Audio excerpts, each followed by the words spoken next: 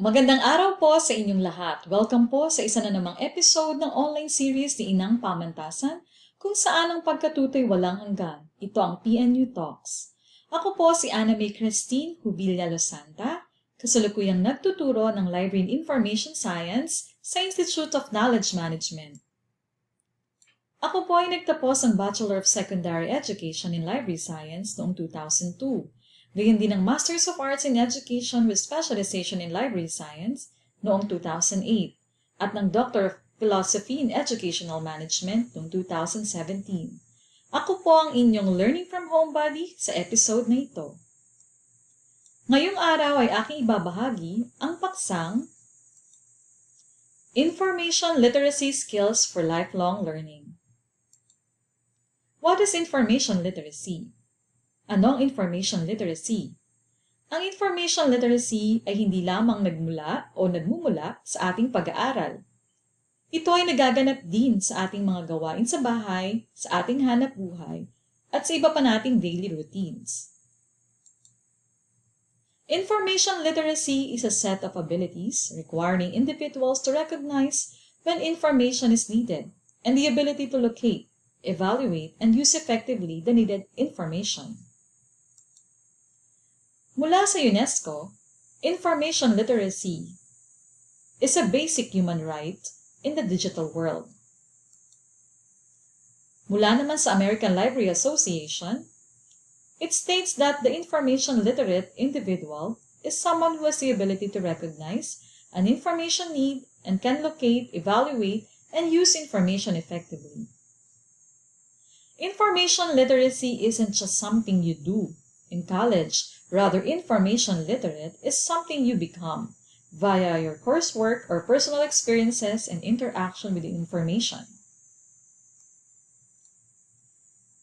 Some of the aspects of information literacy includes using information technologies such as personal computers, email, software programs, and the internet.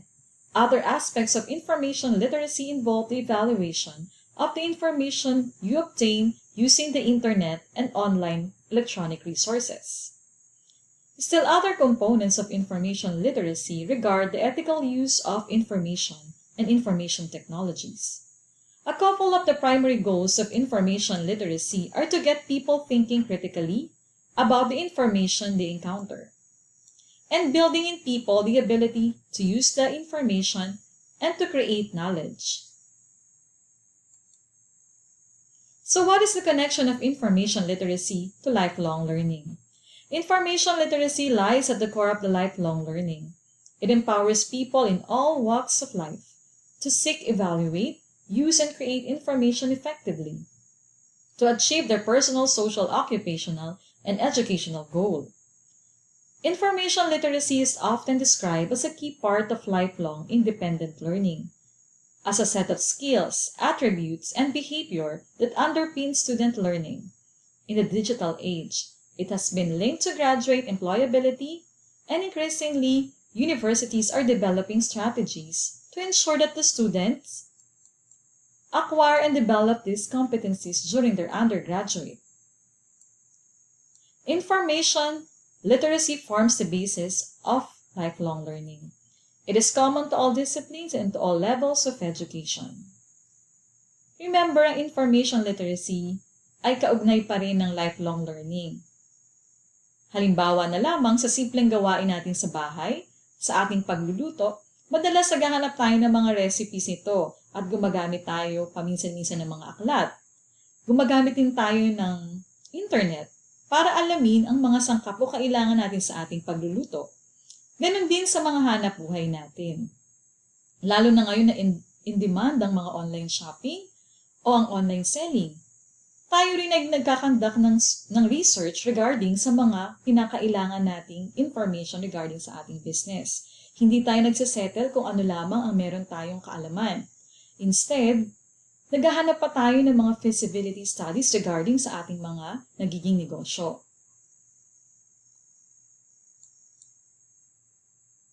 So what are the importance of information literacy? Information literacy skills are helpful to everybody, especially students, in order to succeed academically in their future job opportunities. Information literacy skills are prime importance in order to achieve everybody's academic goals. Teachers and lecturers are greatly in need of information in order to carry out their occupations efficiently and successfully. Information literate individuals improve the society's quality of life in general and academically. Information literacy helps us in our day-to-day life, such as buying a house, choosing a school, making an investment, voting for the election, and others. Truly, information literacy is the foundation of a democratic society. A society that is capable to access, evaluate, use, and communicate information in effective and efficient manner is called information literate society. When we educate our children with the necessary information literacy skills, consequently, the society becomes information literate.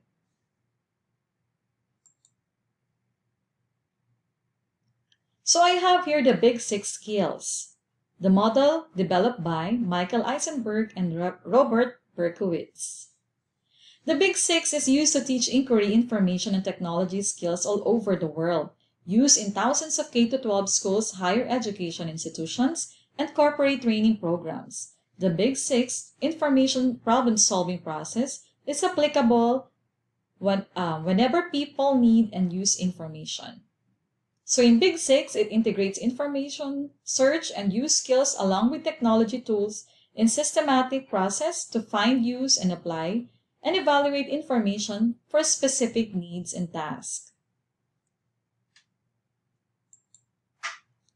For the first skill, we have the task definition. In the task definition, you may define the information problem. Identify the information needed. Usually, nangyayari ito sa mga estudyante natin kapag binibigyan sila ng mga assignments, projects, exams, o iba't iba pang school activities. We have to define their information need first. We have to identify kung anong task ang ipinagagawa sa kanila. They may restate the assignment in their own words. They have to gather the information or the basic information about the topic by simply reading the articles, web pages, or simply talking to their teachers. Asking for inquiries or questions to their parents also to the librarians and their classmates.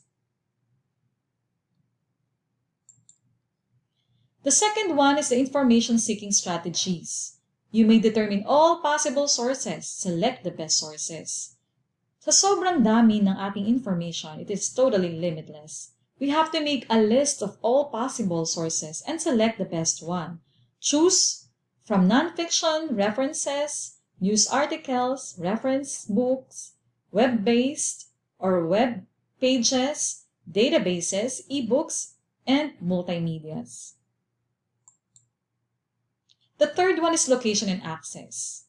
We may locate sources of information intellectually and physically. We find information within the sources. So we may consult our online public access catalog, which is web-based, the library reference section via online communication, search engines, and other web-based references subscribed by our library. You may also come up with a graphic organizer or use a graphic organizer to map out your topic and subtopics. The fourth one is use of information o kung paano natin gagamitin ng information. Mostly, we engage in reading, listening, or viewing or observing, or by touching also. We extract the most valuable information. We commonly use the skimming and scanning to find information that addresses your topic. We also look for keywords, pictures, read headlines, or first and last paragraphs of the articles to help find the right information. And we also do the taking notes and always cite your references or your sources. We always make sure to acknowledge our sources. The fifth one is synthesis. So we organize our information from multiple sources. and then we present the information. You choose the format of your project and organize your research notes according to how will you share the information. If your format is a paper, begin with writing an outline. So this is common. We come up with an outline. If you are producing a PowerPoint or multimedia presentation, you have to categorize your main bullet points and also images. Different formats require different types of organization. So present the information effectively by practicing and knowing your audience. The last one is evaluation.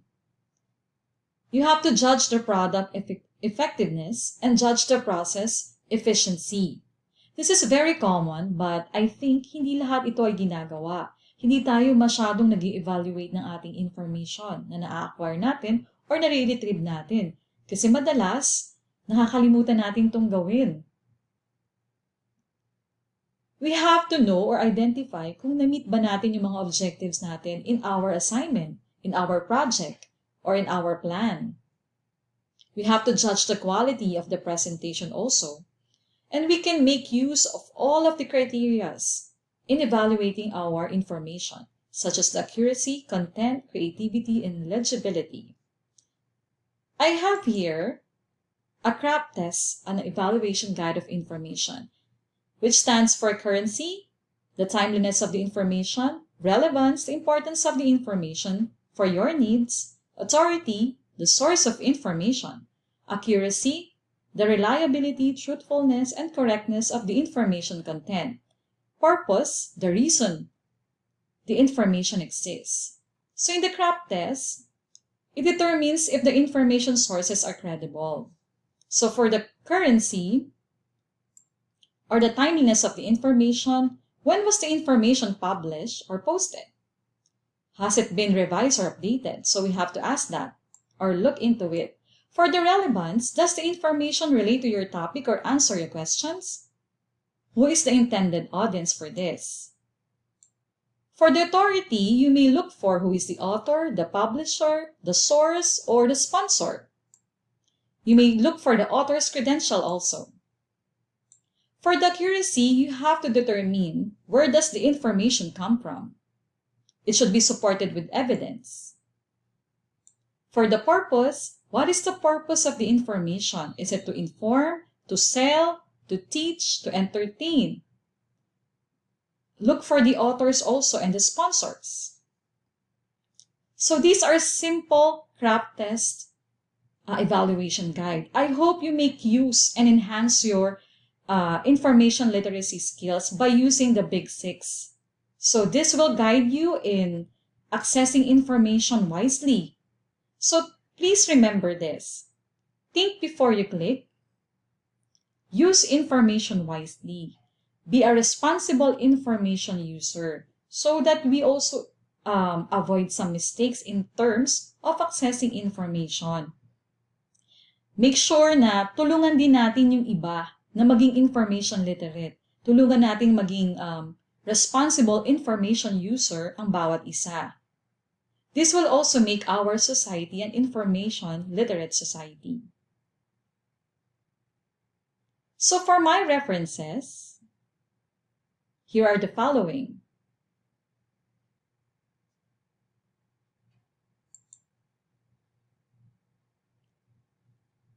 So this ends my talk. Sa lahat po, i-comment ang inyong mga katanungan at mga kuro-kuro tungkol sa ating episode ngayong araw. Huwag kalimutang i-like at i-share ang episode natin. Sa muli, ako si Mrs. Mae Kristine H. Lozanta at sumasa inyo ang PNU Talks. Magandang umaga at maraming salamat po.